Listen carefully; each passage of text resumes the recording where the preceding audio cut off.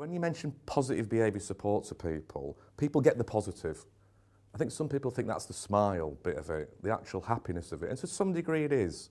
But if you look at some of the guidance out there, specifically the Department of Health, what recently came out in 2014, it gave a set criteria, and the criteria said a positive behaviour support plan has to consist of 4 components.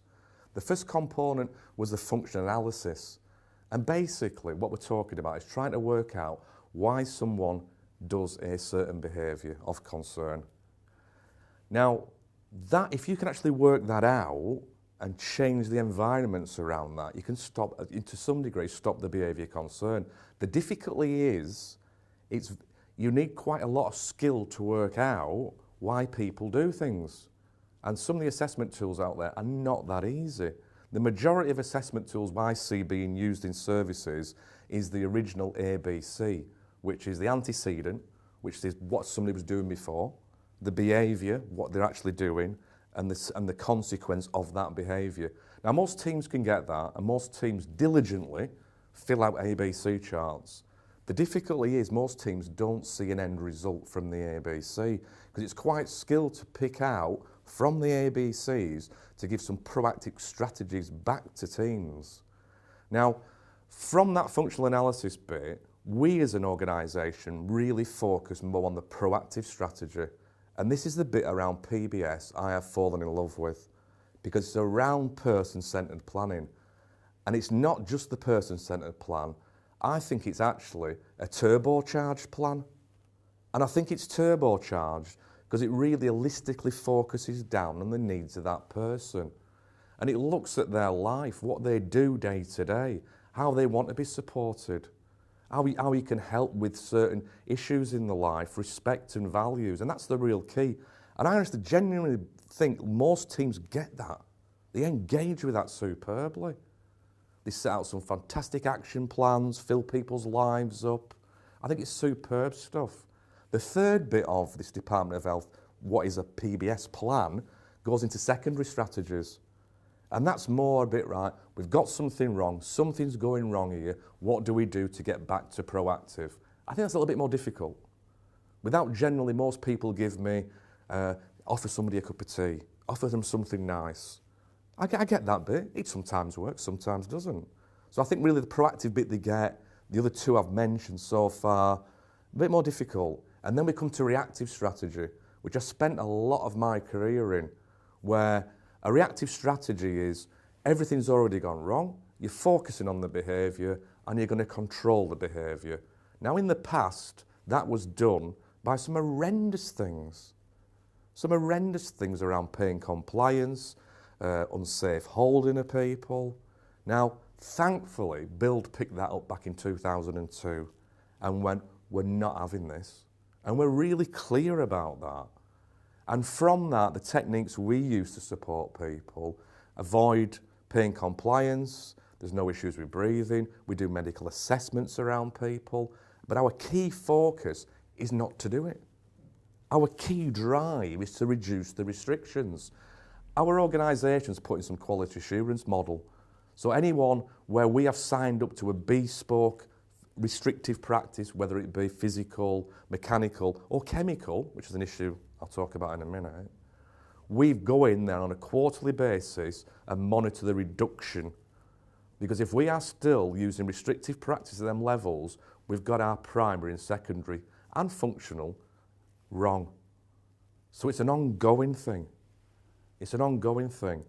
And if you get it right, you will see a difference. But you'll not only see a difference in the vulnerable person you're supporting, you see a difference in the team what are supporting that person. And that's very difficult to actually put data around.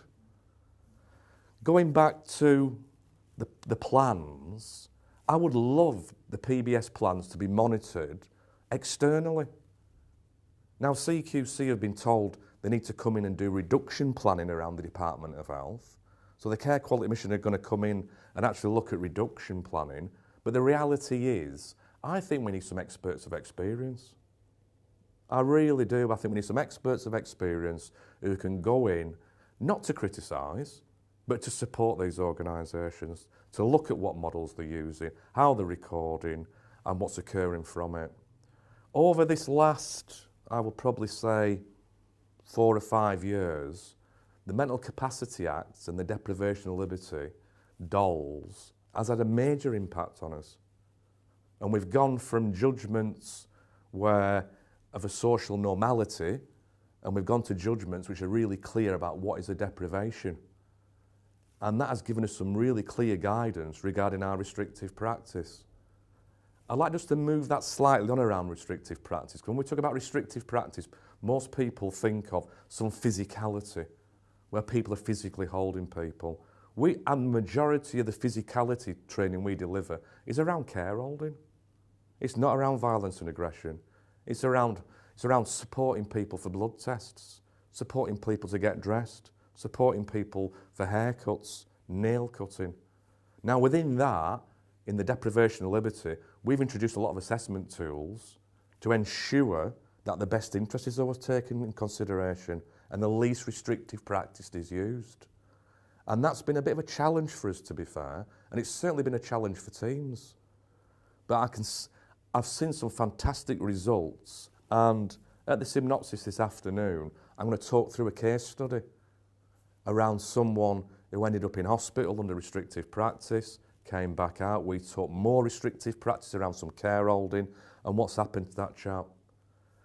Just to go back to restrictions, so we've got the physicality bit, we've got the mechanical, and it's very clear around mechanical, belts on wheelchairs, bed rails on beds. It's really clear, tables in front of people, chairs tipped up so people can't get out, corralling in classrooms, as in tables and chairs put around so somebody can't get through. I think most people get the mechanical. It's the actual chemical which really worries me. Because I go around and I look at people's positive behaviour support plans, and we've started to focus down on the medication regimes. And what we've found is a lot of people are extremely vulnerable, lack capacity, are routinely given medication to control behaviour or antipsychotic medication. Now that is given signed up by a psychiatrist or a doctor. I'm not disagreeing with their professionalism, but I would suggest that needs to go through a best interest process. Because what we're finding is people are panicking now and opening front doors so people are not secluded and are right to leave, but they're actually still using medication and closing people's minds down. And the chemical against the locked door, I know what I would rather have. And that really, really worries me. And I think we've missed that little bit out. I think we all need to put our eye back on the ball around that area and focus back.